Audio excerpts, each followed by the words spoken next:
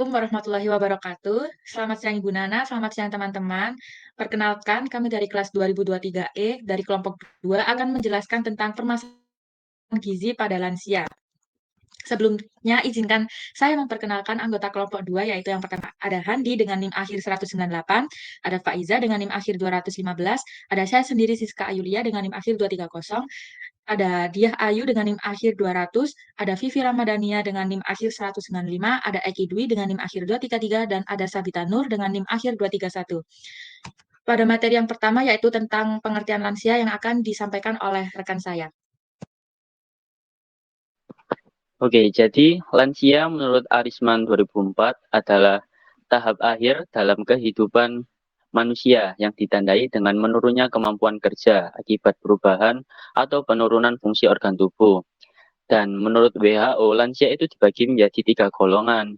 Yang pertama itu umur lanjut atau elderly, yang usianya kisaran 60 sampai 75 tahun.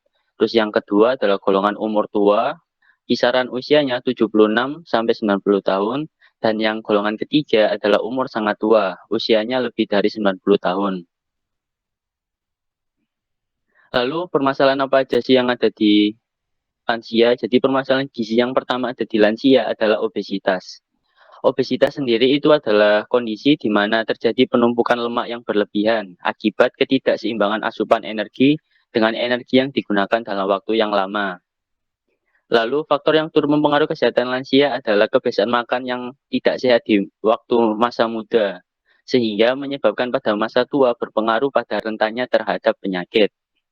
Terus permasalahan gizi yang kedua yaitu hipertensi. Hipertensi sendiri adalah suatu keadaan kronis yang ditandai dengan meningkatnya tekanan darah pada dinding pembuluh darah arteri. Dan hal ini mengakibatkan jantung bekerja lebih keras untuk mengedarkan darah ke seluruh tubuh melalui pembuluh darah. Lalu hipertensi juga ditetapkan sebagai salah satu masalah kesehatan yang cukup berbahaya di seluruh dunia. Karena hipertensi merupakan faktor resiko utama yang mengarah pada penyakit kardiovaskuler, seperti serangan jantung, gagal jantung, stroke, dan penyakit ginjal.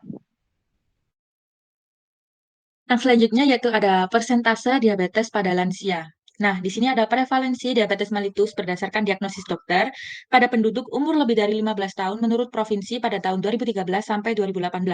Di sini kita bisa lihat bahwa data dari tahun 2018 diabetes pada umur 15 tahun ke atas itu meningkat, sedangkan pada 2013 itu tidak terlalu tinggi persentasenya.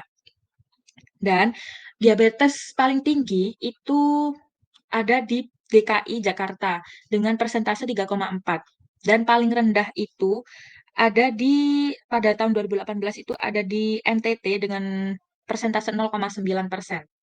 Nah, selanjutnya yaitu ada prevalensi diabetes mellitus berdasarkan diagnosis dokter pada tahun 2018. Nah, di sini bisa kita lihat bahwa diabetes pada umur 75 tahun ke atas itu hanya 3,3% dibandingkan umur 55 sampai 64 tahun. 55 sampai 64 tahun ini memiliki persentase diabetes paling tinggi yaitu 6,3%.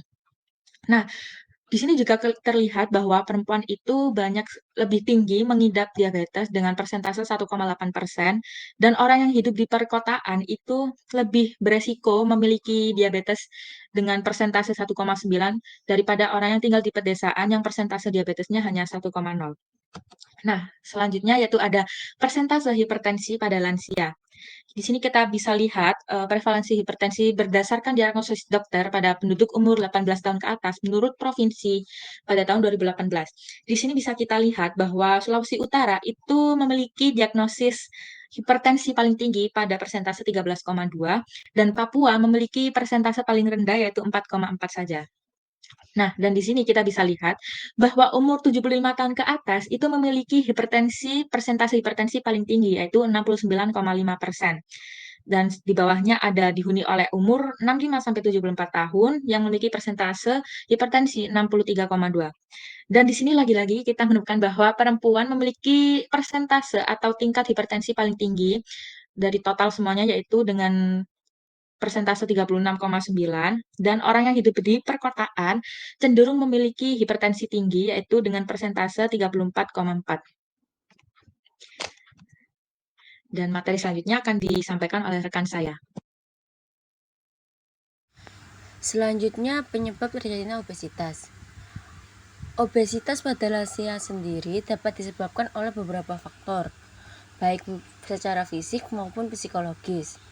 Pada tahap lanjut usia, metabolisme tubuh cenderung menurun, sementara tingkat aktivitas fisik dan perubahan pola makan juga cenderung menurun.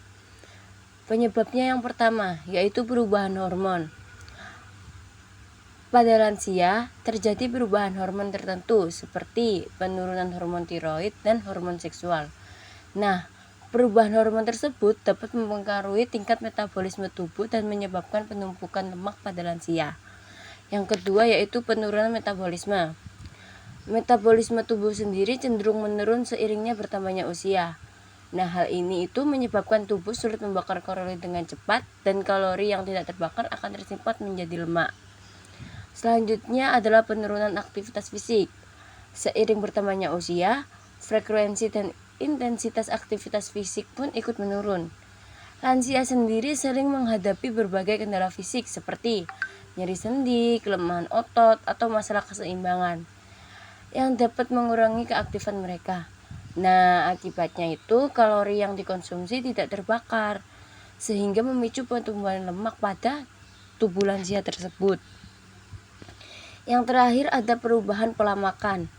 Lansia sering menghadapi perubahan pola makan mereka. Beberapa mengalami penurunan nafsu makan dan kehilangan berat badan. Sementara yang lain mungkin mengalami peningkatan nafsu makan. Nah, perubahan ini itu dapat menyebabkan ketidakseimbangan antara asupan kalori dan pengeluaran kalori. Selanjutnya ada penyebab terjadinya hipertensi. Di sini saya mengambil dua opini. Yang pertama dari Davis tahun 2004 dan yang kedua dari Febrian tahun 2020. Menurut Davis, terjadinya hipertensi dapat disebabkan oleh beberapa hal seperti genetik, umur, obesitas, diet tinggi natrium, peningkatan konsumsi alkohol, dan tidak pernah olahraga.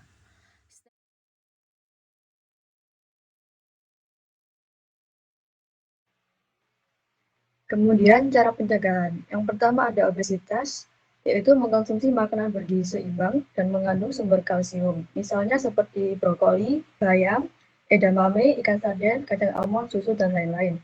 Kemudian melakukan aktivitas fisik sesuai dengan kemampuan diri sendiri. Nah, ini misalnya seperti jalan kaki atau berolahraga ringan setidaknya 30 menit per hari atau 2 kali dalam seminggu.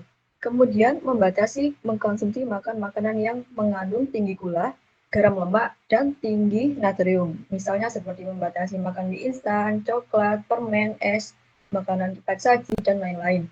Kemudian cara pencegahan hipertensi. Yang pertama adalah rutin berolahraga. Sama seperti halnya obesitas tadi. Lansia dianjurkan untuk setidaknya berjalan kaki minimal 30 menit per hari atau 2 kali dalam seminggu. Lalu mengadopsi pola makan DASH. Nah, ini adalah sebuah pola makan mengacu diet yang melibatkan banyak makan sayur, buah, biji-bijian, dan protein rendah lemak seperti ayam tanpa kulit, ikan kukus, telur rebus, susu rendah lemak, dan lain-lain. Kemudian mengurangi asupan garam dan natrium dalam makanan. Nah, seiring bertambahnya usia, tubuh dan tekanan darah lebih sensitif dengan garam dan natrium. Nah, jadi lansia ini diharapkan membatasi makanan yang terlalu asin, menggunakan penyedap, aneka saus, dan lain-lain. Kemudian tidur berkualitas yang cukup dan pengolahan stres. Hal ini dapat membantu menjaga tekanan darah tetap terkontrol. Yang selanjutnya adalah identifikasi peran. Yang pertama ada keluarga. Keluarga itu memiliki peran yang sangat penting dalam meningkatkan derajat kesehatan dan kehidupan lansia. Hal itu seperti melalui perubahan perilaku ke arah perilaku hidup bersih dan perubahan perilaku hidup sehat. Yang kedua adalah orang sekitar. Orang sekitar juga dapat membantu menjaga kesehatan lansia dengan memastikan penuhnya nutrisi, memberikan dukungan emosional, serta memotivasi untuk beraktivitas fisik dan memantau perubahan kesehatan. Tiga adalah masyarakat. Masyarakat memiliki peran penting dalam mendukung kesehatan lansia. Mereka dapat memberikan dukungan sosial serta memastikan aksesibilitas fasilitas kesehatan dan meningkatkan kesadaran akan kebutuhan kesehatan lansia. Yang keempat adalah kader. Kader kesehatan memainkan peran krusial dalam mendukung kesehatan lansia di masyarakat. Mereka dapat memberikan edukasi tentang pola hidup sehat serta membantu pemantauan kesehatan dan juga mendukung kegiatan sosial bagi lansia. Adalah remaja. Remaja dapat berperan dalam kehidupan lansia dengan berbagai cara seperti memberikan bantuan praktis dalam kegiatan sehari-hari. Yang selanjutnya adalah tenaga kesehatan. Tenaga kesehatan juga memiliki peran sentral dalam menjaga kesehatan lansia. Mereka dapat melakukan pemeriksaan rutin, memberikan perawatan medis, serta memberikan edukasi kesehatan kepada lansia dan keluarganya. Baik, yang selanjutnya ada program pemerintah terlaksana. Jadi ada Posyandu Lansia, program Keluarga Harapan, program Kartu Sembako, dan juga poliklinik geriatri. Sebagaimana yang kita ketahui, Posyandu Lansia ini adalah posyandu yang khusus untuk para lansia. Sedangkan untuk program Keluarga Harapan, program Kartu Sembako memang tidak spesifik memfokuskan target mereka untuk para lansia, tetapi banyak keluarga lansia miskin yang terbantu dengan adanya program ini. Nah, berikutnya adalah poliklinik geriatri. Apa sih poliklinik geriatri ini?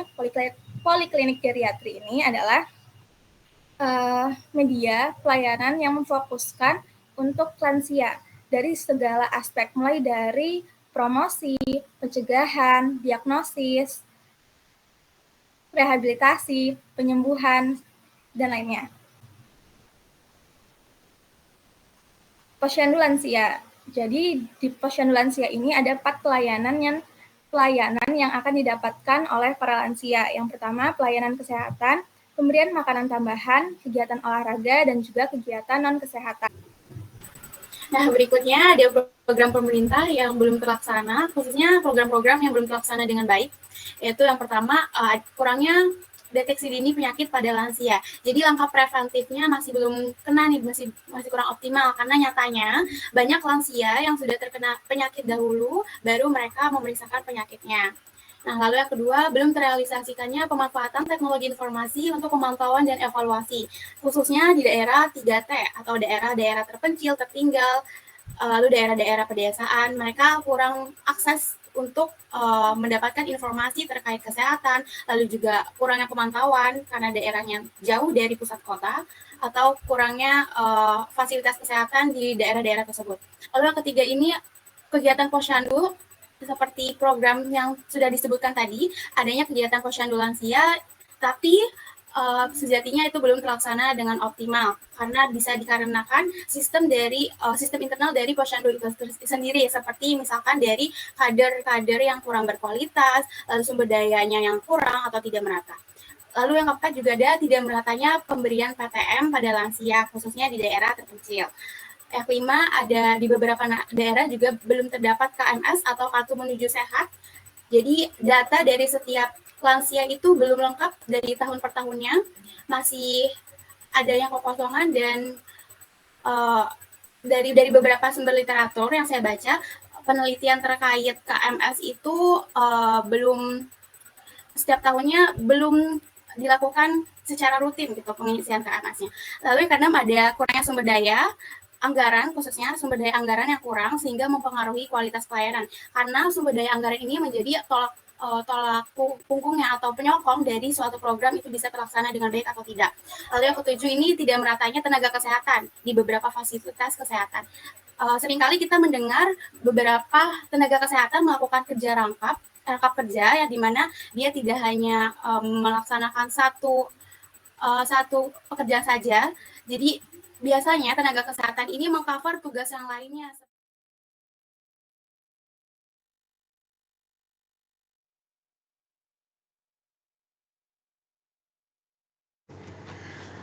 Baik, sekian presentasi dari kelompok kami. Mohon maaf jika ada salah kata dan perbuatan. Kami akhiri. Wassalamualaikum warahmatullahi wabarakatuh.